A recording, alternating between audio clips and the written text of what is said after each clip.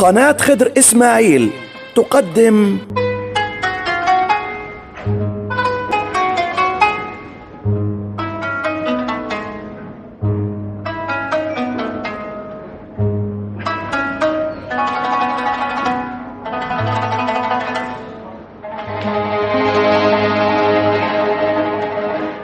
كلثوميات.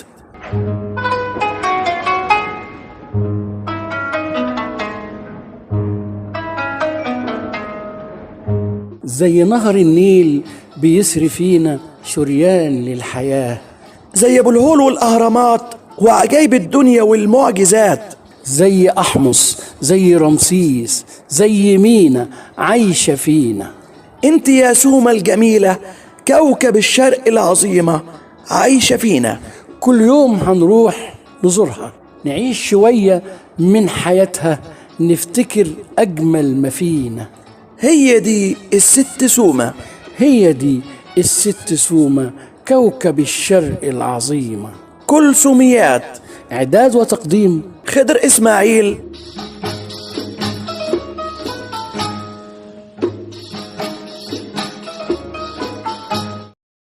وكنت أحسبها سلام، ليكم من قلبي أحلى كلام، مع أجمل لحن وأحلى كلام. أم كلثوم وبيرم والشيخ زكريا، هو صحيح الهوى غلاب، يصحبكم فيها الشاعر الكبير خضر إسماعيل. اتفضل يا أستاذ خضر. بسم الله الرحمن الرحيم.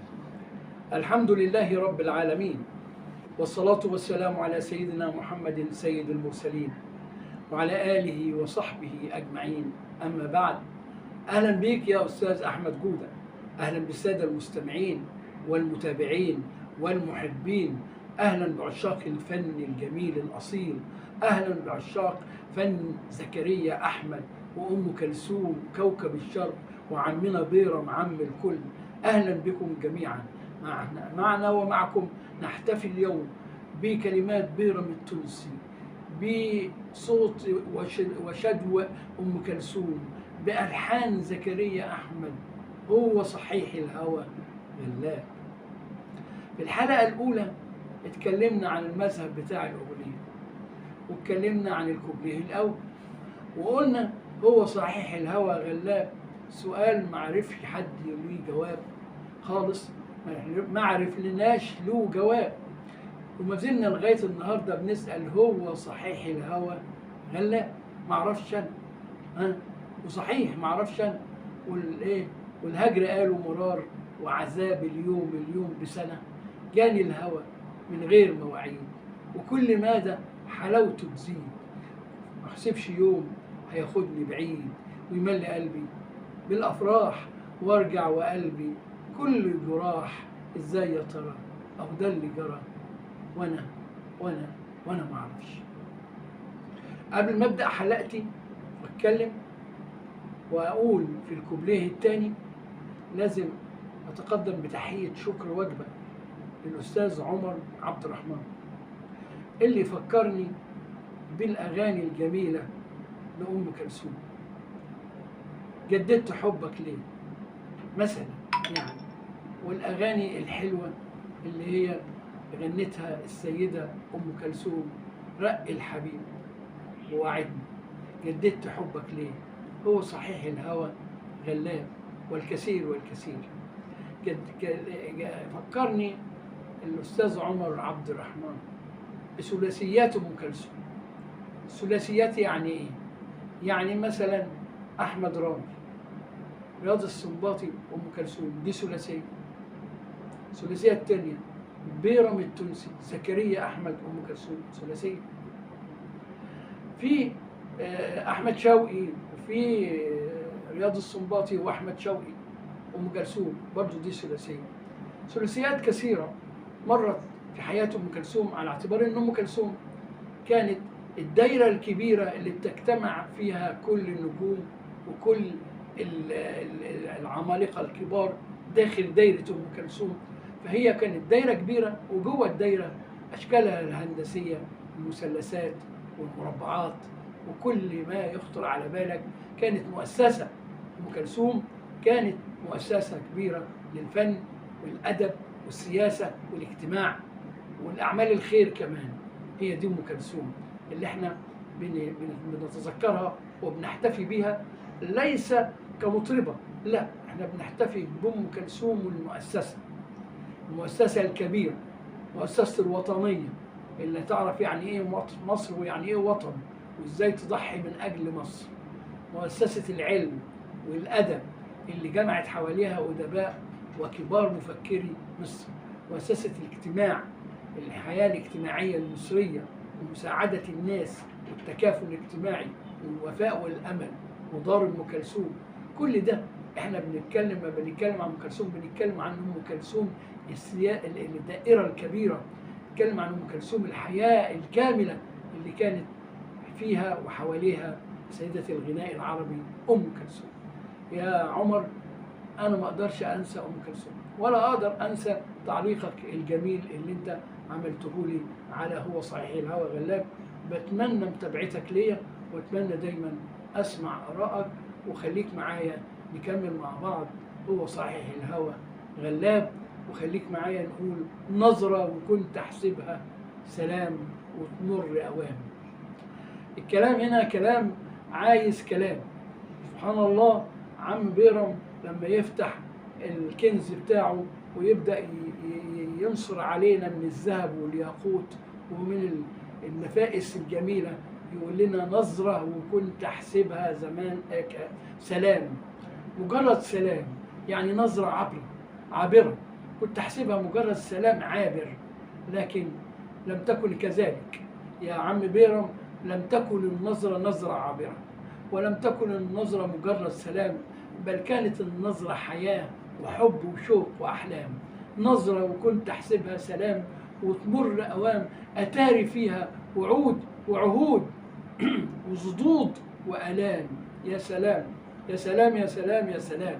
النظرة كان فيها الحب والوعد واللقاء، وكان فيها حتى الصدود والهجر والألم بتاع الفراق نفسه.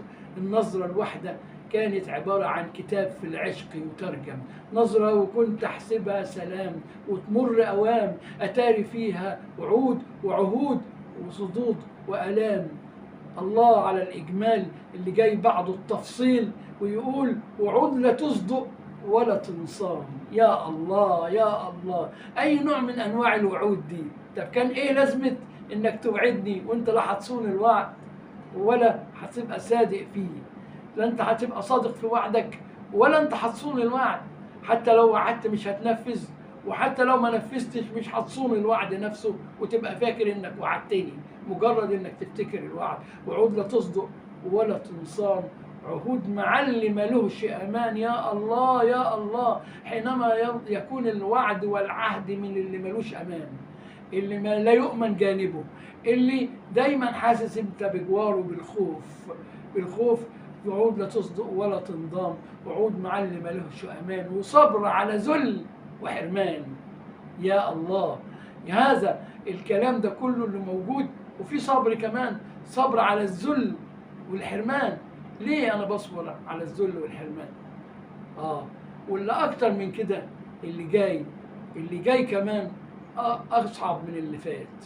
وعود لا تصدق ولا تنصام، وعود معلق عليهش أمان، وصبر على ذل وحرمان. وبدل ما أقول حرمت خلاص، يا سلام، وبدل ما أقول بقى كفاياني بقى وخلاص أنا بقى مش عايز حاجة من الكلام ده، بدل ما أقول حرمت خلاص، أقول يا رب زدني كمان. يا الله، زدني إيه؟ زدني من الوعود اللي لا تصدق ولا تنصام، وزدني من اللي ملوش أمان، زدني والصبر من الصبر على الذل والحرمان. زدني من إيه؟ المهم هو ده حال العشاق والمحبين، يتعذبوا وينكوا بنار الحب وبالآلام وبالهجر وبالصدود، لكن أبدا أبدا ما ينسوش. واخد بال حضرتك؟ يفضل فاكرين ويفضل محبين ويفضل عشاق على طول الزمان. وزي ما بيقول فضلت أهرب من نسيان لما بقى النسيان همي، بقى همي النسيان نفسه، وأنا مش قادر أنسى. صبر على ذل وحرمان، وبدل ما أقول حرمت خلاص أقول يا ربي زدني. عود لا تصدق ولا تنصى، عود مع اللي مالوش ياما، وصبر على ذل وحرمان. وبدل ما اقول حرم خلاص اقول يا ربي زدني كمان. ازاي يا ترى اهو ده اللي جرى، ازاي يا ترى اهو ده اللي جرى، وانا وانا ما اعرفش انا. ايوه انا برضو في نهاية الكلام معاكم ومعانا ومع ام كلثوم ما اعرفش انا ومش هعرف انا برضو، وافضل طول عمري مستنى الاجابة اللي مش هتوصلني، علشان هو صحيح الهوى غلاب ما اعرفش انا. طبعا واحنا معاكم في الرحلة دي وفي الكوكبة دي مع الجمال والمتعة والفن، ومع بيرم وام كلثوم وزكريا احمد، كلام ما يشبعش منه وكلام ما يخلصش. بس الحلقة خلصت، وعايزكم ان احنا نلتقي مع بعض مرة تانية في الحلقة الجاية عشان نكمل بقية التحفة الغنائية. هو صحيح الهوى.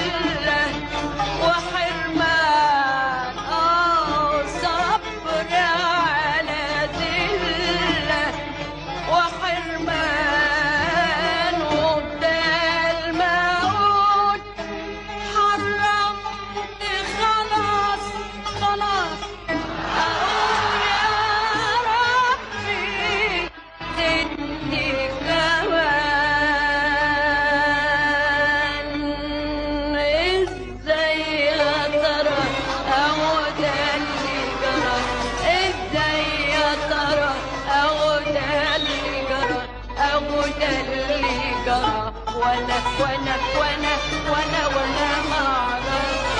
ما اعرفش انا.